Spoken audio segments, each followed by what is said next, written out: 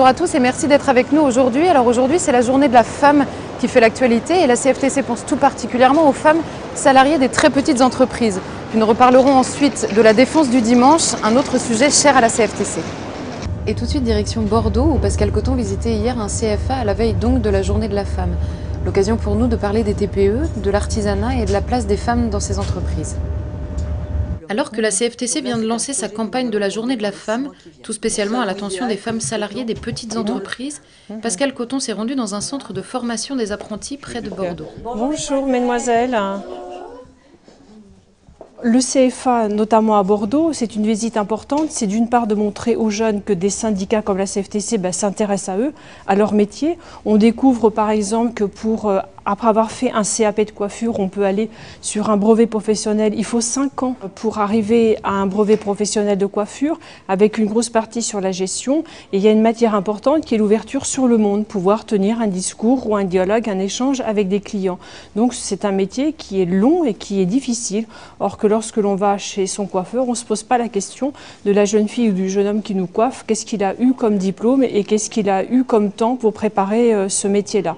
Et puis sur l'automobile, c'est pareil, on voit ces jeunes qui ont la difficulté d'apprendre un métier très très large, puisque on voit bien les voitures se compliquent de plus en plus avec les nouvelles technologies. Ils sont obligés d'acquérir un métier qui est devenu plus technologique que mécanique, mais tous ces métiers-là sont très très vastes et à regarder avec beaucoup de précision. Généralement dans les CFA, on voit que l'acquisition des diplômes sont entre 95 et voire même 100%. Donc c'est une très très belle réussite. La difficulté que nous expliquent les CFA et les entreprises, c'est un problème de budget, un problème de financement. Donc on doit faire des efforts pour que ces jeunes puissent aller dans une entreprise lorsqu'ils auront acquis tout leur métier, tout leur diplôme, et non pas aller à Pôle emploi. C'est ça l'essentiel, c'est que ces jeunes puissent aller dans l'entreprise et surtout pas à Pôle emploi.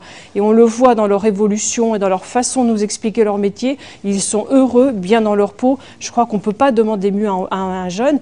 L'apprentissage, les très petites entreprises, l'égalité professionnelle homme-femme et la conciliation des temps de vie, autant de thèmes portés par la CFTC qui se résument dans cette visite.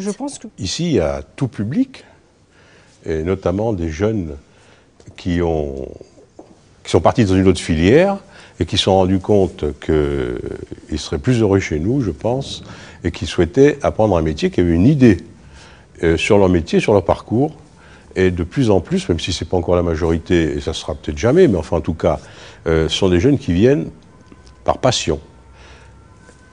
On nous a toujours reproché, on a toujours dit qu'on envoyait chez nous les jeunes qui venaient parce qu'on ne pouvait pas les mettre ailleurs. C'est de plus en plus faux. On a la chance ici d'insérer un maximum de jeunes et que pratiquement la moitié des jeunes qui sortent diplômés finissent artisans dans les 10 ans, 15 ans, quoi.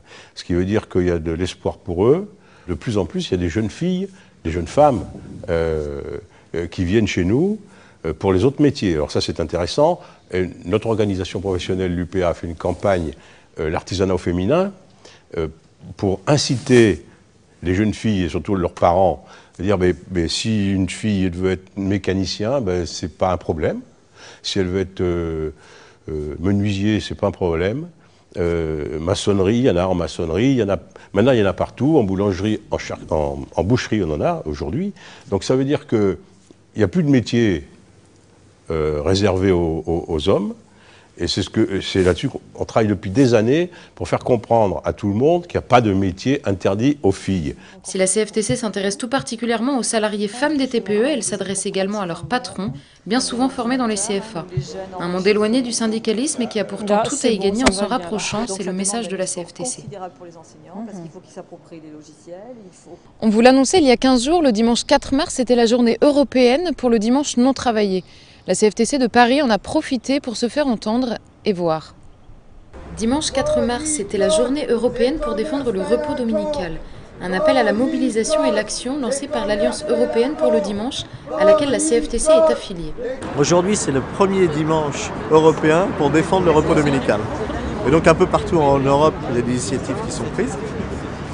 Pour la France, la CFTC, avec le collectif des Amis du Dimanche, a décidé d'aller symboliquement devant un magasin qui ouvrent illégalement le dimanche après-midi. Des arguments pour défendre le dimanche comme jour de repos, la CFTC en a.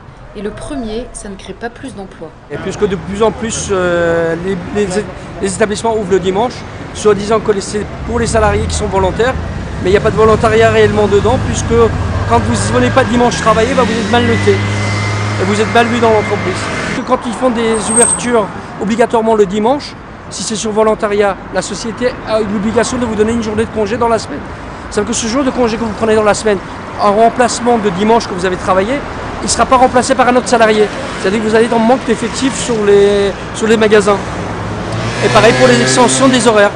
À certains moments, vous vous trouvez 100 vendeurs, 100 personnes dans le magasin. Et puisque s'ils auraient embauché encore pour le dimanche, je dirais youpi, c'est bien, ça crée de l'emploi.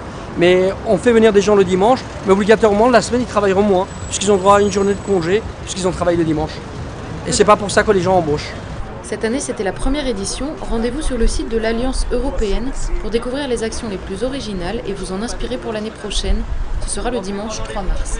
Et maintenant, notre rubrique L'Actu Vue Par. Cette semaine, c'est le sujet de l'amiante qui revient sur le devant de la scène à la suite du procès qui a récemment condamné en Italie 2 ex-dirigeants de la société Eternit pour avoir exposé leurs salariés au risque amiante. Et pour répondre à nos questions, nous recevons tout de suite Jean-François Angéniard, vice-président de l'association de défense des victimes de l'amiante. Jean-François Angéniard, bonjour. Bonjour. Vous êtes délégué central chez Constellium. Récemment s'est tenu le procès en Italie de la société Eternit qui a abouti à la condamnation de 2 dirigeants pour avoir exposé leurs salariés au risque amiante. Est-ce que ça donne une bouffée d'air en France ? Bien évidemment, vous vous en doutez, on n'est pas insensible à ce qui s'est passé. Nous avons suivi ça de très près. On espère que ça va enfin aboutir en France. Actuellement, nous déplorons, hélas, 11 décès. 17 malades de l'amiante et actuellement 3 dossiers ont abouti pour faute inexcusable de l'employeur. Quelles sont les principales difficultés à faire reconnaître son dossier en amiante ? Il y a des lacunes au niveau législation pour pouvoir être reconnu, car certes nous n'avons pas fabriqué d'amiante, mais néanmoins nous en avons utilisé beaucoup et le Conseil d'État actuellement ne plaide pas en notre faveur, car pour eux il faut avoir fait du calorifugage pour pouvoir rentrer dans les règles strictes pour pouvoir être reconnu amiante.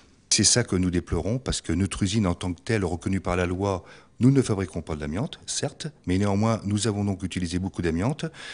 Et de faire reconnaître cela par la justice, ça permettrait aux victimes d'être indemnisées ? Ah bah oui, tout à fait. On a eu des décès qu'on n'a pas pu faire reconnaître actuellement parce que nous n'étant pas reconnus au niveau usine et ayant utilisé de l'amiante, ça nous bloque dans des procédures. Et actuellement, nous allons sur des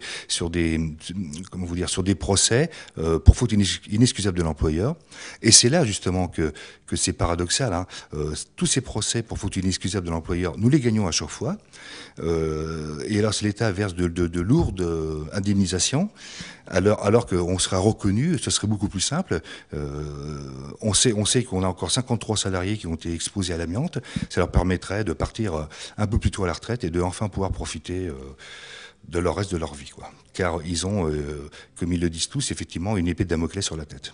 Indemniser les victimes, c'est également important. Il y a aussi en amont, quelles sont les actions de prévention qu'on peut mettre en œuvre ? Alors actuellement, par le biais des CHSCT, c'est surtout sur ce biais-là qu'on essaie d'avoir une action utile, quoi, notamment pour désamianter. Actuellement, sur notre site à Montreuil-Junier, Constellium, on a encore des machines et des outils qui sont encore où dedans est confiné donc de l'amiante. Dès lors qu'il y a des dépannages ou de la maintenance, nous demandons avec insistance à l'entreprise de désamianter. Alors effectivement, ça coûte cher, on le sait, mais bon, c'est rien à côté de vie humaine, quoi. Voilà. Ça suppose, ce qui est très lourd, c'est les démarches auprès de l'inspection du travail, auprès de la préfecture pour pouvoir avoir des accords pour désamianter. Protection du périmètre à désamianter, donc il faut éloigner le personnel, donc baisse de productivité, mais bon, néanmoins, on ne peut plus supporter en 2012 d'avoir encore des malades, de nouveaux cas liés à l'amiante qu'il y a encore dans nos usines, en France notamment. Quel est l'enjeu pour ces victimes de se faire reconnaître comme victimes de l'amiante ? Alors plusieurs enjeux notamment, car actuellement, une fois qu'ils sont malades, ils sont donc classés dans les tableaux 52, donc les maladies reconnues par l'amiante, certes, mais ils sont indemnisés par la caisse AT-MP, donc accident de travail, maladie professionnelle, qui pour nous c'est pas normal. Parce qu'autrement, si l'usine serait reconnue classée site amianté, ça permettrait d'être indemnisé par le FIVA, le Fonds d'indemnisation des victimes de l'amiante, qui lui gère ces dossiers-là. Et l'autre aspect aussi qu'il y a, ce serait aussi les ayants droit, qui eux pourraient aussi éventuellement monter des dossiers pour pouvoir être indemnisés de préjudice en cas de père, mère ou conjoint, ou voire même enfant décédé par l'amiante, quoi. Pour ces victimes, ça a aussi un impact économique sur leur vie que d'avoir été touchés par une maladie déclenchée par l'amiante. Ah bah tout à fait, hein. Ils sont préjudice moral, préjudice physique, préjudice familial aussi, hein. C'est énorme, hein. Nous rencontrons fréquemment lors des permanences de l'ADEVA 49, hein, des familles qui sont en très grande difficulté psychologique et financière aussi, hein. Donc et c'est des gens qui ont travaillé toute leur vie et qui sont tombés malades qu'une bonne fois, et là c'est pour finir leur vie dans des souffrances atroces, hein.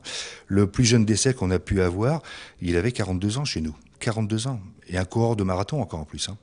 Donc c'est vraiment déplorable, hein. Le procès a mis 10 ans, mais nous l'avons gagné, et la veuve a enfin été indemnisée par le FIVA. Mais c'était très très long. Voilà. Jean-François Ingénieur, je vous remercie. Je remercie aussi. Voilà, c'est la fin de notre journal. Merci de l'avoir suivi et quant à moi, je vous retrouve la semaine prochaine.